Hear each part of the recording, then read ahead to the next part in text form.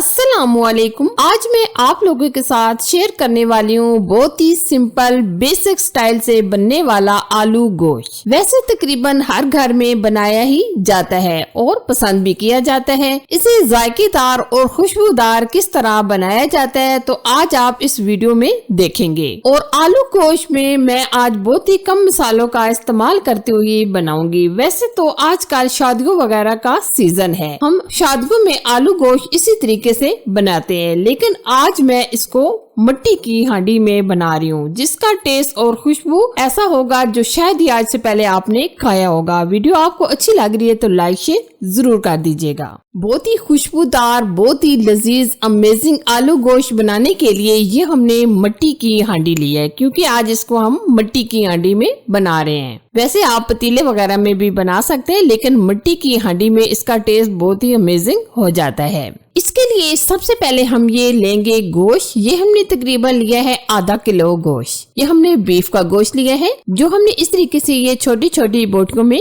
Cutting कर ली है। अब हम इसको मिट्टी की हांडी में डाल देंगे और अब हम इसमें बाकी की चीजों को भी शामिल कर लेते हैं। ये हमने 2 अदद प्याज लिए हैं, जो हमने बिल्कुल बारीक चॉप कर लिए हैं। ये हमने सिर्फ 2 अदद प्याज लिए हैं, आप कम या ज्यादा भी डाल सकते हैं। अच्छा जी, अब हम इसमें ऐड करेंगे 2 चम्मच के करीब लहसुन अदरक का पेस्ट। लहसुन अदरक का पेस्ट शामिल करने के बाद हम इसमें स्पाइसेस ऐड करेंगे। सुर्ख लाल मिर्च का पाउडर चाय का 1 चम्मच भर के, धनिया पाउडर चाय का 1 चम्मच, हल्दी पाउडर चाय का आधा चम्मच, नमक हस्बे जायका हस्बे टेस्ट 1 चम्मच और आधा चम्मच हम इसमें कलर देने के लिए कश्मीरी लाल मिर्च डाल देंगे। अगर आपके पास है तो डाल दें, अगर आपके पास नहीं है तो आप स्किप भी कर सकते हैं। अब हम गोश्त को गलाने के लिए तकरीबन 2 गिलास के करीब पानी ऐड कर देंगे, क्योंकि अक्सर जो गोश्त मिट्टी की हांडी में बनाया जाता है बिल्कुल स्लो फ्लेम पर बनाया जाता है और बहुत ही कम पानी डाला जाता है, क्योंकि गोश्त मिट्टी की हांडी में जल्दी से गल जाता है और टेस्ट भी बहुत ही अमेजिंग हो जाता है। अभी आप देख सकते हैं तकरीबन हमें गोश्त को पकाते हुए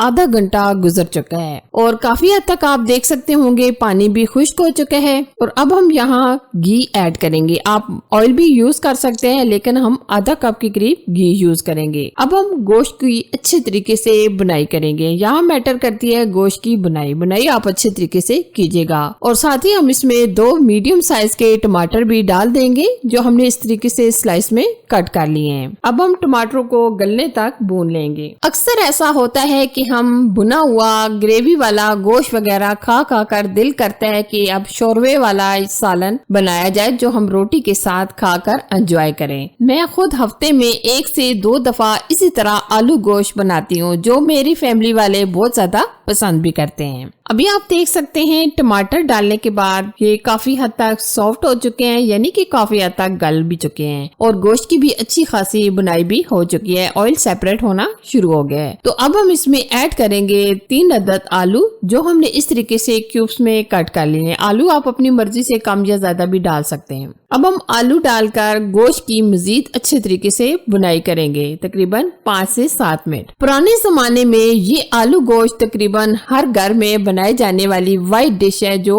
अक्सर मिट्टी की हांडी में बनाई जाती थी, क्योंकि हमारी जो नानियां दादियां होती थी वो मिट्टी की हांडी को बहुत ज्यादा पसंद करती थी। यकीन मानिए मिट्टी की हांडी में इसका टेस्ट बहुत ही जबरदस्त हो जाता है। अक्सर बुजुर्ग के हाथों का टेस्ट होता है और कुछ मिट्टी की हांडी की वजह से टेस्ट आता है, लेकिन जैसा भी है इसका टेस्ट बहुत ही अमेजिंग आ जाता है। तो इसलिए आज हम इसको मिट्टी की हांडी में बना रहे हैं। आप देख सकते हैं आलू डालकर हमने तकरीबन मजीद 5 से 7 मिनट बुनाई कर ली है और आप देख सकते होंगे ऑयल सेपरेट हो गया है और काफी हद तक हमने इसकी अच्छे तरीके से बुनाई भी कर ली है। और साथ ही हम इसमें ऐड कर देंगे हरा धनिया और अब हम इसमें डाल देंगे हरी मिर्चें। ये हमने तकरीबन 7 से 8 अदद ली हैं। अब हम इसमें पानी ऐड करेंगे। जितना आप सालन रखना चाहें आप उसके मुताबिक ही पानी ऐड कीजिएगा। हम इसमें तकरीबन 1.5 से 2 गिलास पानी डाल देंगे। पानी हम इतना डालेंगे ताकि ये जो हमारे आलू है ये अच्छी तरीके से गल जाएं। वैसे तो बुनाई करते टाइम आलू काफी हद तक गल ही चुके हैं, लेकिन हम मजीद इसमें पानी डालकर अच्छे तरीके से आलू को भी गलने तक पका लेंगे। आप अपनी मर्जी से सालन कम या ज्यादा भी रख सकते हैं, जिस तरह आप पसंद करें। अब हम ऊपर से कवर करके तकरीबन 10 मिनट छोड़ देंगे ताकि हमारे आलू अच्छे तरीके से गल जाएं। गोश्त तो वैसे गला हुआ है। ये देखिए 10 मिनट पकाने के बाद आप देख सकते हैं आलू भी काफी हद तक गल चुके हैं। वैसे तो गोश्त हमारा गल ही चुका है और सालन भी आप देख सकते हैं हमने बहुत ज्यादा पतला भी नहीं रखा और ना ज्यादा हमने इसको थिक रखा है, बस हम इतना ही रखेंगे। लास्ट में हम इसमें डाल देंगे हरा धनिया